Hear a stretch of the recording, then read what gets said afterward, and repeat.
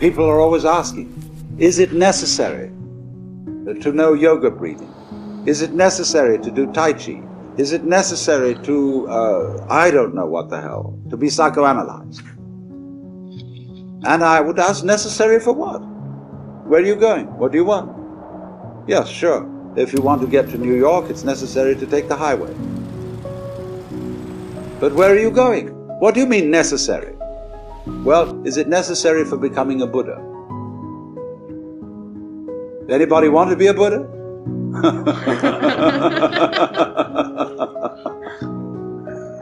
Do you know what it means to be a Buddha? How do you know you want to be a Buddha if you don't know what a Buddha is? People think, well, it would be nice to have peace of mind, to be serene, to be calm, to be undisturbed by this, that, and the other. But you see, so long as you make all those things objects of desire, you are defining yourself as lacking them. And a person who's looking for peace is obviously in turmoil. A person who is looking to end conflict is in conflict.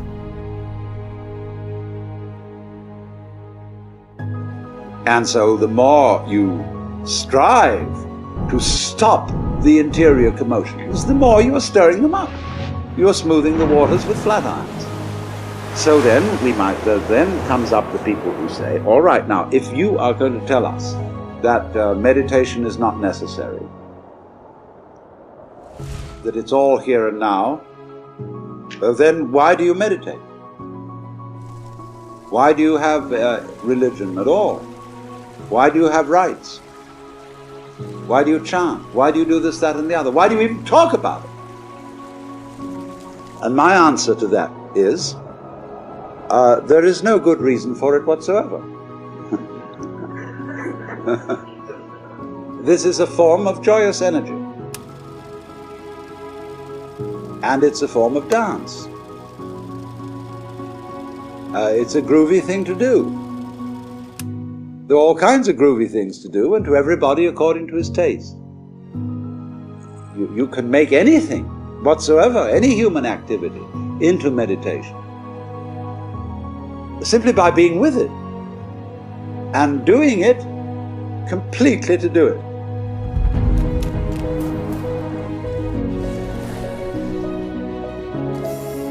In other words, when you're, say, swimming, if you really enjoy swimming, you're not swimming to get to the other side of a river or to swim so many yards or any competing with yourself or with other people like that. You're swimming to experience the water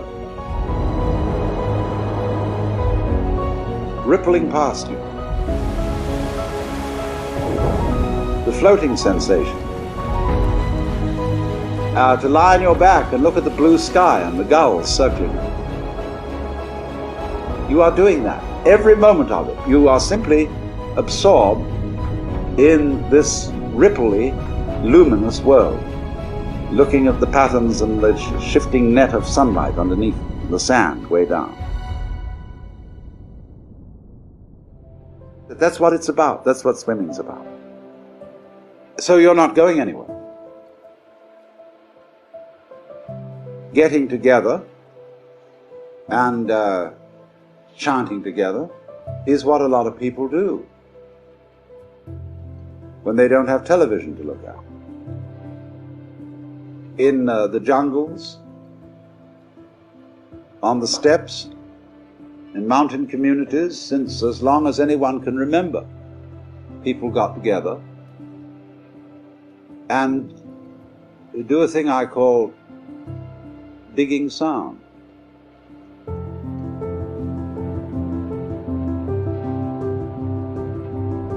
And played with the sonic energy of the universe in just the same way as I described somebody playing with the water while swimming.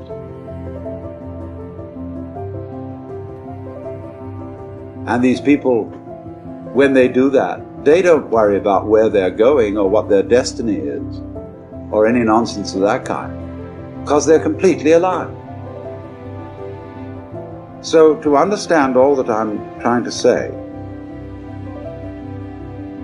I would like to see if you could change your basic notions of economics. And I mean the economics of energy. We are always scrimping and saving because our economics are based on scarcity rather than exuberance. But notice that the economics of nature are allegedly wasteful. They're based on exuberance. Many more seeds than are necessary for trees. Many more spermatozoa than are necessary for people. Many more stars than anybody could conceivably want. Galaxies galore. Nature is a vast celebration of energy. But if you complain about this and say, oh dear me, it's all running out, that means, you see, that you are looking for fulfillment in time, and you say, if there is not enough future, we won't get the golden goody we're looking for at the end of the line. See, there is that feeling, there is the great golden goody. But that flower, the golden goody, isn't at the end of the line. You're in it. The radiating petals, the mandala, the great circle of the flower, is the galaxy in which you live.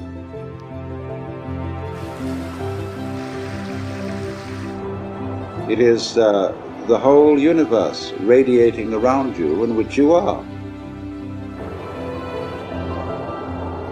And this radiation is also cycling. It's the dance in which you're involved. If you'd only realize that the purpose of life is not in the future. And if you think it is, you'll go on and on and on looking for it there and never find it. Because the future in its own way fades out in the same way as the past fades out.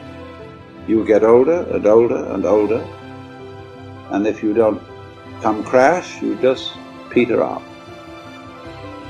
It wasn't there. And you may feel vaguely cheated about the whole thing. You were given the come on, that there was something coming. There was that thing at the end of the line, the golden goody. But you've been sitting in the middle of the golden goody all the time.